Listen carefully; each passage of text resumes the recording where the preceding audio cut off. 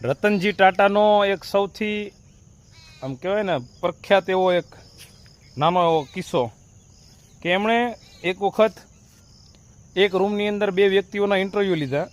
એમાં ટેબલ ઉપર અડધો ગ્લાસ પાણીનો ભરેલો મૂક્યો અને બંનેને પૂછવામાં આવ્યું કે તમને આ ટેબલ પર શું દેખાય છે. તો એમાં એક વ્યક્તિએ એવું કીધું કે અડધો ગ્લાસ ભરેલો છે અને બીજા વ્યક્તિએ એવું કીધું કે અડધો ગ્લાસ ખાલી છે. હવે આમાં બંને વ્યક્તિ સાચા છે, પણ રતનજી ટાટાએ જેને જોબ આપી એ વ્યક્તિ કોણ હતો કે જેણે એવું કીધું કે આ અડધો ગ્લાસ ભરેલો છે.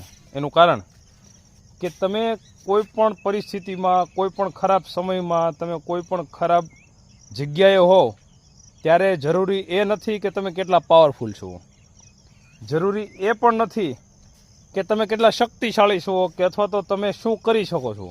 જરૂરી એ છે કે એ ખરાબ સમયે, ખરાબ પરિસ્થિતિએ કે ખરાબ કોઈ પણ જગ્યાએ તમે ઓપોર્ચ્યુનિટી, તક કેટલી જુઓ છો એમાં. કારણ કે જે વ્યક્તિને અડધો ગ્લાસ ભરેલો દેખાણો ને એને તક જોઈ, અને જે વ્યક્તિને અડધો ગ્લાસ ખાલી બતાડો ને એણે એના વીક પોઈન્ટ જોયા.